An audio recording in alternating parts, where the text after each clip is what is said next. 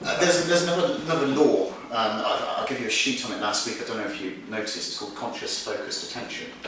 Now, when people train, this is another law that can apply to day-to-day life.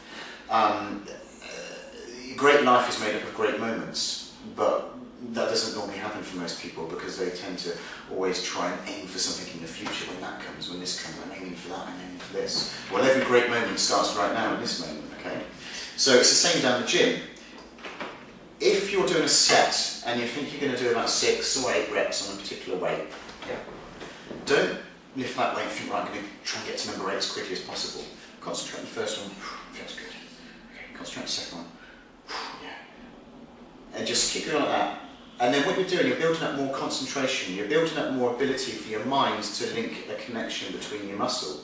So therefore your ability to send electrical signal into your muscle becomes stronger. So when you're doing that movement, what are you doing on the inside that enables you to have a greater connection? I'm completely focusing on the muscle being contracted, So like a machine. Is it something you're visualising then? No, it's something I'm feeling. So you're feeling? Like a machine, literally like a machine. I used to have people come up to me when I did squats, because I squat very heavy, and people would say, Jade, you do squats perfectly, but you look like a machine. Okay. And that's the thing, the body is a machine. It really is. You've got joints, you've got levers, you've got a piston that pulls that way, you've got a piston that pulls that way. Your body really is a machine. And this is the control unit. Now think about this, babies, they start to walk. In fact, babies are like this with their feet. And then eventually they go, oh, that's my foot. And then they're like this with their hands. And they're like, oh, that's my hands. And as they slowly grow, they don't automatically one day start walking and talking and picking pens up and drawing. They have to build up that connection between their mind and their body, and that connection gets stronger and stronger and stronger. We get to a point where we can pick up a cup, we can write with our right hand competently enough, we can do something fairly delicate, we can lift things, carry things, and we get to that level. Take for instance a gymnast, what kind of mind-body connection do they have? I would say probably at that level. Much higher, yeah. So what we're really doing when we're going down the gym, don't view it as we're trying to lift heavy weight, forget about the weight. It's very important. But what we're doing, we're building up a stronger mind-body connection.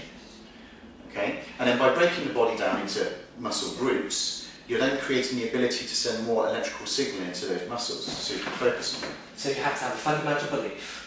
Because I'm doing Yes, this. yes. So you have to have a fundamental belief that I have to have a fundamental belief that my body is a machine. Mm-hmm.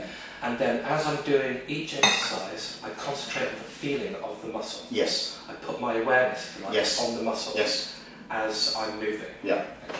There's scientific studies now, many of them, which have proven that when somebody focuses on the muscle being contracted, they will send more electrical stimulation to that muscle than if they concentrate on lifting the weight alone.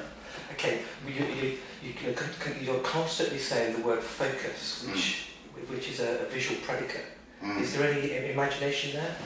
Or is it purely, I believe my body's a machine, and when I'm doing each exercise, like the squats, bench press, I'm purely focusing, which you said.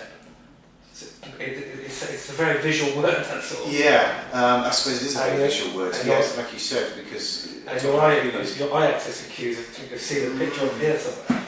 Yeah. Well, that one there. Yeah, remembering. So what... Well, I can remember when I was really just starting to see results, I was really determined.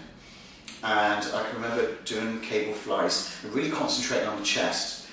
And I was visualising the chest that I wanted. And I knew that I'm here, but where I want to be is there. But to get there, I've got to do this right now. So Arnold used to say, used to visualise his biceps as mountains, and he used to visualise them exploding and getting massive. Do you know what I mean? Yeah. So I'm building a model here. So I have to believe that my body's a machine. When I'm doing the exercise, I concentrate on the feeling, and I have 2 images depending on what exercise I'm doing. Say with the chest, an image of what you've got, and an image of where you want to be. Yeah, I mean, you don't have to concentrate on the image of what you've got, because you can look in the mirror, you can look down, you can see that.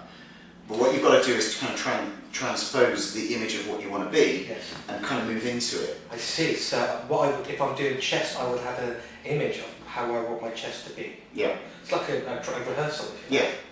like. Concentrate on the feeling and have a fundamental belief that my body is a machine. Hmm.